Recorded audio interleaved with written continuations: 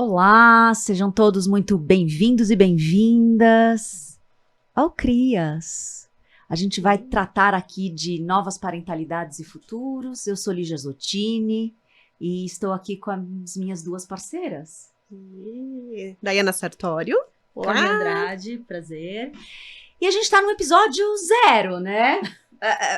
Eu sempre gosto de abrir as conversas aqui quando a gente fala de trocas através da nova tradição oral, que é o podcast.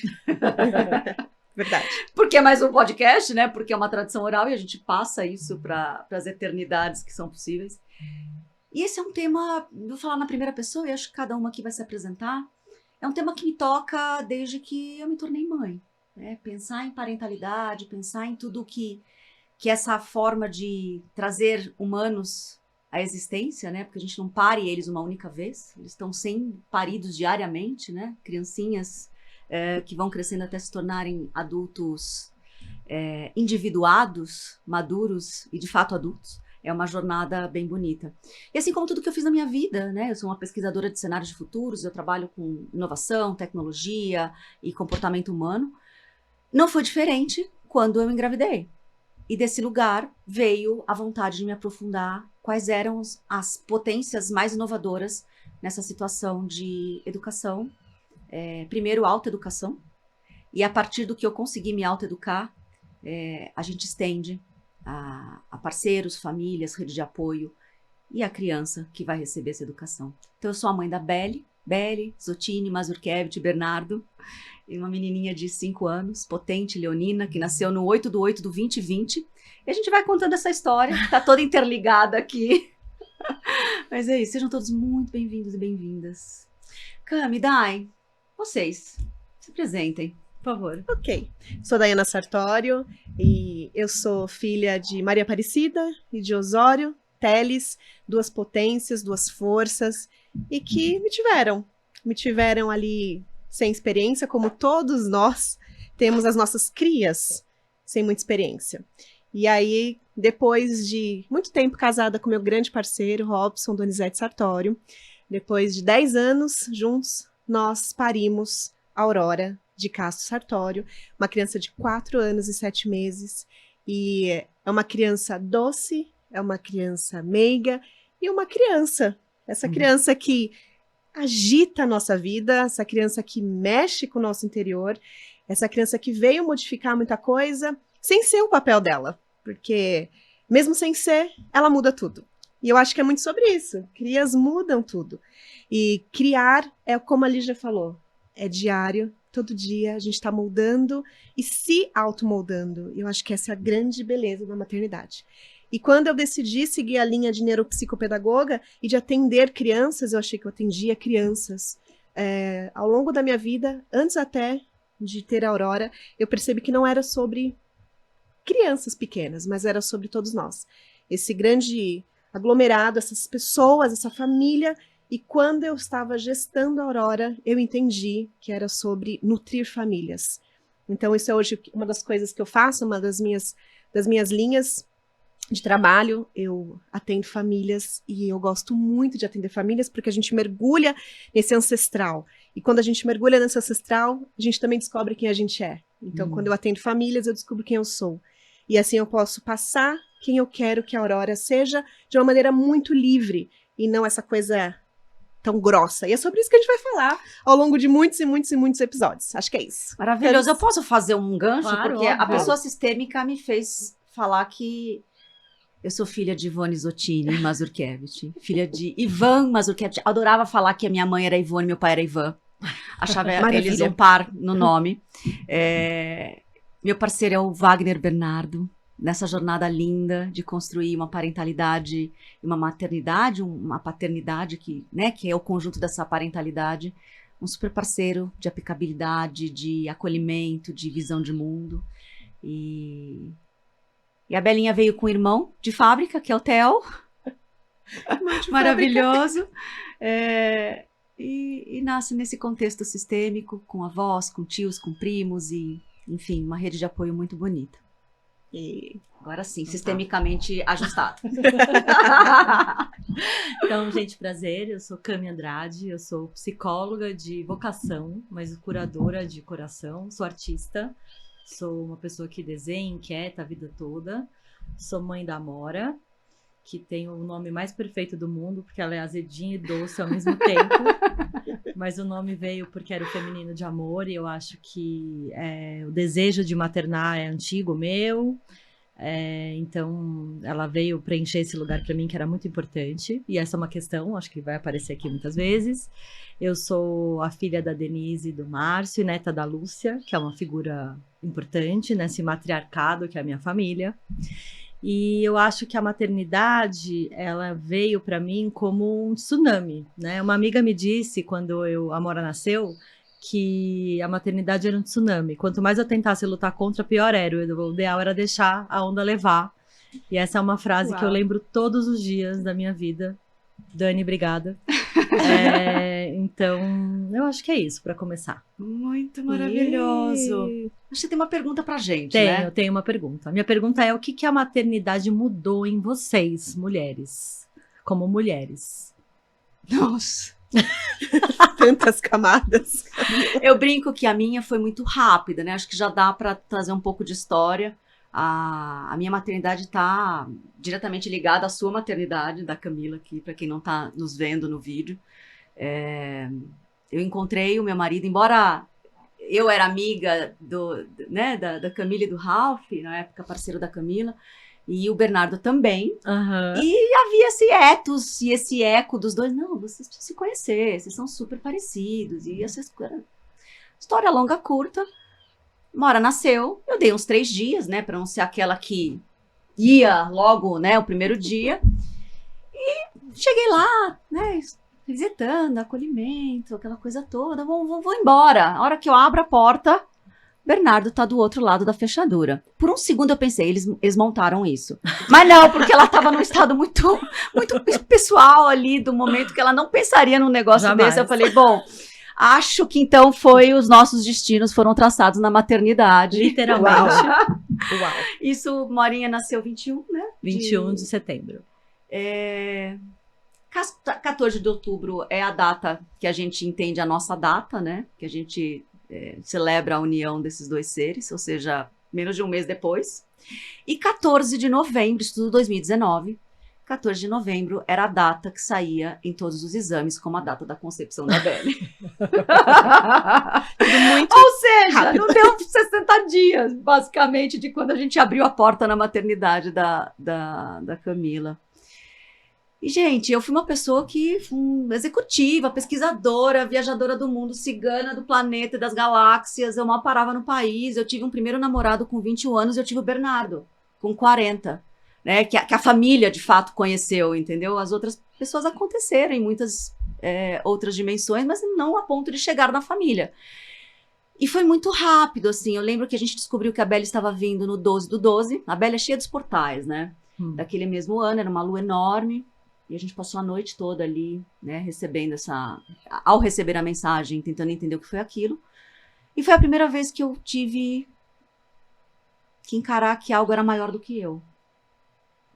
Foi uma experiência de surrender, assim, de entrega muito grande, né? Eu lembro que na manhã seguinte eu liguei para você, chorando, claro, porque tem um impacto daquilo tudo. Fui para sua casa e tentando entender. Você lembra aquilo. que eu te falei? Não sei se eu lembro, amiga. O que você me falou? Que eu tinha sonhado que você tava grávida. Verdade! As pessoas sonharam muito, é verdade. Uau. Super isso. Agora me veio a memória. E foi isso, assim. Eu acho que eu não tive nem tempo daquela Lígia, que era uma pessoa que estava sozinha há 20 anos, de verdade, né? Numa vida integral mais solitária, mais na solitude. Para alguém que, então, a gente tinha 60 dias de relação, tinha amor o suficiente para tomar uma decisão de vamos tentar então, né? Nesse período aqui de gravidez juntos. Montamos uma casa em fevereiro do ano seguinte, do 2020, e um mês depois estoura a pandemia. Eu grávida, com alguém que eu conhecia há 4 meses. Eu acho que eu só reconhecia há 4 meses, eu acredito em outras existências, então a gente só estava continuando algo que já tinha começado em algum outro lugar do tempo e espaço. E eu brinco que cada mês da pandemia, dessa hiper intimidade, foi igual a 1 ano. Então, quando a Belly nasceu, a gente já estava casada há 8 anos. Porque eu dormia e acordava com o B. No dia da marmota. No dia da No dia da marmota, numa marmota. pandemia. E aí a maternidade para mim foi isso. Foi uma vida nova no meio da vida, uma encarnação nova no meio da encarnação. Enfim, se você não conversa comigo, quem me conhece, ou se você não me conhece, mas se você me conhece antes de 2019 e nunca mais falou comigo, eu vou precisar me reapresentar. Uhum. É uma pessoa completamente diferente. E acho que a gente vai falar muito aqui, mas foi um espelho, foi uma cura, foi uma prova de tudo aquilo. Eu sou a pessoa do autoconhecimento, da expansão de consciência, da espiritualidade. E essa situação do maternar, do engravidar, me testou em todas as hipóteses que eu achei que estava dentro de mim. Mas aí vão ter muitos episódios para eu contar. Maravilhoso. E você, Dai? É uma pergunta com muitas, muitas camadas e bem desafiadora, né? Mas eu acho ela bem importante ser falada. Olha, eu costumo pensar e dizer quando me perguntam isso, que eu acho que começou o meu processo de sair do meu ego. Porque eu acredito que até como mulher, né? Mulher tem muito isso de competição, ainda tem muito disso, né? E começar ali esse processo de gestar começou a me tirar desse lugar. De que não é sobre a minha pessoa. Que existiam muitas mulheres, como existe, muito mais, inclusive hoje, que estavam nesse lugar, que estão maternando adolescentes, jovens, adultos, que ainda estão nas suas casas, depois que casam, porque a mãe, ela observa o filho, né? Mesmo quando ele casa, mesmo quando ele sai, quando ele viaja, quando ele vai para outros países, a mãe está sempre observando. O coração dela, ele observa, né, esse filho. E aí eu comecei a observar isso. Eu comecei a observar mulheres na rua. Eu olhava e falava, meu Deus, será que essa é mãe? Será que ela não é? Como será que ela observa o mundo? E eu comecei a ter uma empatia muito grande. Assim, eu acho que foi o meu grande boom empático de mulheres. De mulher para mulher. Não é essa marca. Mas essa empatia, sabe? Eu olhava para as mulheres gestantes e mulheres com crianças. E quantas situações antes de ser mãe, por exemplo, pegando, né, transporte público, aquela cena clássica da criança chorando, a criança que se joga, a criança que quer um doce, situações mil. E eu era aquela pessoa que olhava e falava, nossa, mas não vai resolver? Nossa, mas tá me incomodando. Ai, aqui não é o lugar.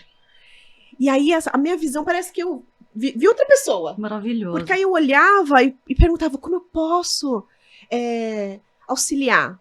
E dentro de um lugar muito respeitoso, eu emanava muita força. Você é muito forte.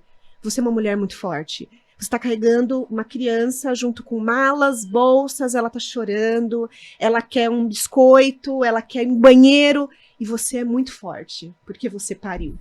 Então, acho que eu fui muito para esse lugar. E eu tô muito nesse lugar. Então, quando eu olho uma mãe solo, uma mãe com parceiro, porque ainda todos os campos são muito desafiadores, eu olho com muita empatia. E eu comecei a falar mais baixo.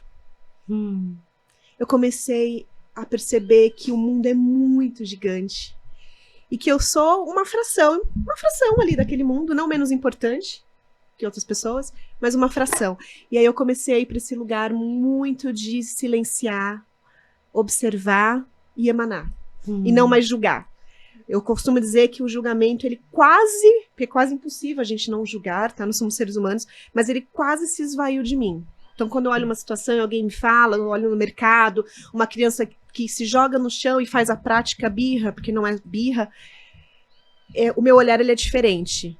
Ele é um olhar sem julgamentos, de uma criança que está comunicando algo, que a gente vai falar muito sobre isso também.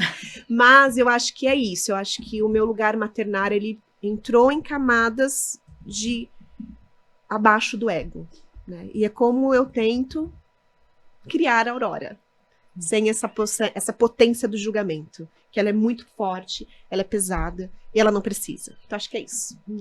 E você, Lindo, né? Você vai lindo, falar vou também. falar.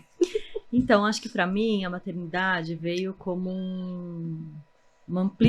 me trouxe uma amplitude existencial, assim, que eu não tinha noção, né? Acho que a gente fala muito que a gente sabe o que é ser mãe, a mulher, né, tem a camada do patriarcado, do feminismo, que passa pela coisa do trabalho materno e tal, do cansaço, e a gente como mulher, antes da maternidade, tem essa empatia, consegue de alguma maneira entender, mas eu acho que quando eu me tornei mãe, eu entendi que eu não entendia nada de nada. Ah, sim. Né? Básico. E me deu uma amplitude existencial muito grande, mas para mim trouxe uma camada que é a de uma linha sucessória, assim, de uma conexão ancestral, com a história das minhas ancestrais mesmo, muito profunda, que me transformou mesmo, assim, muito profundamente, e me fez entender muitas coisas sobre o mundo. Então, acho que eu até trouxe uma camada mais política, no sentido mais amplo dessa palavra mesmo, que passou a fazer parte da minha vida, mais ativista mesmo, né? Porque me deu uma ideia de que eu precisaria me transformar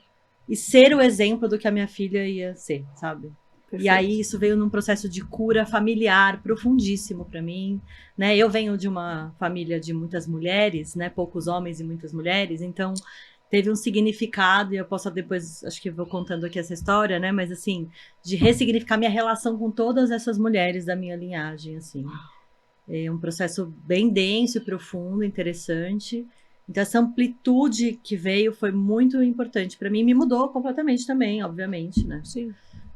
Me mudou muito. Eu acho que eu também, quem não me vê há muitos anos, eu teria que me reapresentar para isso. Acho que eu sou uma outra mulher, acho que eu sou uma outra profissional. Acho que eu sou tudo diferente, embora eu seja a mesma, né? Sim. Embora eu seja a mesma. E até ressignificar o que é os meus limites e as minhas potências também, né? Porque é o que você falou, antes eu entendia os limites de um lugar e hoje eu entendo eles de um lugar completamente diferente, né? E entender o que é o humano. E aí, esse processo foi muito, para mim, foi muito significativo, porque eu sou uma psicóloga, né? E aí eu olhei e falei, bom, sou psicóloga, eu tenho uma mínima noção, né, do que vai acontecer. Eu já sei. Eu fui monitora de desenvolvimento humano na universidade. Tipo, não tá dominado, mas vamos lá, vai rolar. E não rolou nada, né? Literalmente o tsunami passou em cima de mim. E aí eu fiquei muito chocada com isso de pensar que a gente tem uma história, né? Ser uma coisa certa na vida das mulheres que são mães é tipo essa coisa, né, de vai parir, vai amamentar, tem uma coisa natural, né, tipo, vai amamentar, natural. Desde que o mundo é mundo, temos mãe amamentando, gerando filhos. Eu não sabia nem o que era placenta antes de 2020. Não sabia, sei lá, confundia com a bolsa miniótica. Então, e aí, nunca tinha visto a figura de uma placenta. É isso, então de repente se abre um universo que você fala assim, eu fiquei muito impactada com a ideia de que a gente não sabe. E assim, eu, como profissional, sou uma pessoa, quem estudou comigo sabe, sou chata, Caxias, estudiosa pra caramba, não sei o quê. Aí eu falei, se eu não sei, se eu que, né, me cabeção, né? Entrar nesse lugar, eu não sei, como é pra uma mãe que chega nesse lugar? Sim. É muito duro, com certeza, assim. Então, isso começou a me mover e me levar para campos novos. Quiçá uma mãe que descobre que está gestando em 7 meses, que ela já está gestando 8 meses, nem penso nisso. Também. Que não tem a preparação, né, das 40 semanas. Eu acho que nada, assim como você, não sabia e nem era empática mesmo. Eu não tinha capacidade. Isso. E assim, mesmo que você hoje fale assim, nossa, não tenho filhos e vou tentar ser empática. Muito difícil. Muito difícil. Nada. Porque nada na vida acontece pra gente todos os dias sem parar. Seja um trabalho, seja um projeto, seja uma relação. A gente, a não ser em coisas de extrema vulnerabilidade ou desafios humanos, o que acontece todos os dias é que você tem a possibilidade de falar, cara, hoje eu não faço. Né? Hoje eu estou doente, eu tenho... decidir, né? O médico disse que eu tenho que ficar em casa, ou esse final de semana eu trabalhei muito, eu não vou sair da cama. Cara, nada te prepara para algo que vai estar lá por muitos anos. No começo... Pelo menos 2 décadas. Pelo menos 3 setênios, 21 anos. Pelo menos, jovens pelo adultos. Menos. Isso aí. Então, assim, sei lá, no começo a gente fica até na sessão, mas os 3 primeiros meses vai passar, né, a coliquinha, criança... Cara, aí depois disso tem outra coisa. Aí vem a introdução, e aí vem... sei lá, eu tô com 5 anos e 3 meses, e agora é alguns desmames dessa primeira infância, um tetê, uma fralda, uma chupeta, minha, né, pegou a chupeta, os desafios mesmo do desmame do meu corpo, né, que a gente vai falar bastante sobre isso no primeiro episódio, e outros episódios do quanto o corpo materno não pariu e desconectou o cordão umbilical quando cortou, a simbiose. Então, assim, cara, ninguém me preparou para isso, e não tem como se preparar para isso. Não. Nem que eu lesse, nem que eu escutasse, nem que eu vivesse, nem que eu colocasse um óculos de realidade imersiva, porque eu tenho em casa, eu coloquei. Como é que é a minha criança na barriga? Lindo! Mas não prepara. Acho que pra mim, o ponto central ninguém te prepara pra esse nível de cansaço. Pro dia a dia, né? Mas aí a gente pode entrar até em outros temas, né, falando disso, mas eu acho que tem a coisa da aldeia mesmo. Eu acho que a nossa sociedade não tem espaço pra gente se preparar. Né? Porque eu acho que numa sociedade mais primitiva, né, humana primitiva, a aldeia dá conta. O filho não é da mãe, o filho é da aldeia. E aí talvez a gente não vá para essa camada. Então, porque aí não é cansaço, sobre eu pari, né? Mas parimos. O filho não é da mãe, né? Parimos, O filho é da pariu. aldeia. E Sim. aí esse trabalho é compartilhado, essa responsabilidade, esse afeto é compartilhado, tudo fica mais leve na aldeia. E pra quem acha que a aldeia é algo distante porque vem de povos originários, não. Eu tava lendo uma matéria semana passada que era as casas de antes da gente ir pra ganhar essa liberdade da mulher, que ela é muito necessária. Mas quando não tinha esse papel e tinha outros níveis de dor e de não liberdade, as mulheres ficavam em casa. E a avó tava lá, a mãe tava lá, a tia tava lá, a vizinha tava lá. Hoje a gente sabe o nome da vizinha. Era village, né? A vila tava lá, os vizinhos estavam lá, as mulheres estavam todas lá. Hoje, a gente que mora perto, né, Dai, é um tal de eu com a Dai comigo, aí o Bernardo entra, aí vem a tia Rô, aí vem minha mãe, aí vem a sua mãe. Mas ainda assim é um movimento muito distante. E até das próprias crianças viverem juntas e se autorregularem, se ajudarem, né? Em lugares onde as crianças vivem juntas. Você vê na escola, eu acho um pouco tem isso, né? A criança, uma brinca com a outra, que cuida da outra, a outra caiu, a criança chama, a outra mais velha vem. A aldeia tem essa estrutura socioemocional para dar conta da demanda de uma criança, né? De um ser novo. Que a nossa sociedade definitivamente não tem, né? Verdade. E aí eu acho que dá pra gente ir, porque esse episódio primeiro aqui é pequenininho, né? E respondendo, por que mais um podcast, né, gente? Eu, Lígia, tenho 3. Esse é o 4. Eu já tive 2. Então assim, pra quê, Lígia, mais um podcast? Maravilhoso. Primeira pessoa, eu acho que vocês podem responder. Porque eu acredito mesmo que é a nova tradição oral, né? E eu acho que é a forma mais fácil de tudo aquilo que eu pesquiso de novo na primeira pessoa, é a forma mais fácil de compartilhar. Eu tô pesquisando isso há 6 anos, né? Tem bastante coisa. Eu não sei tudo, e tá longe. Maternidade, cada um tem a sua, a gente sabe disso.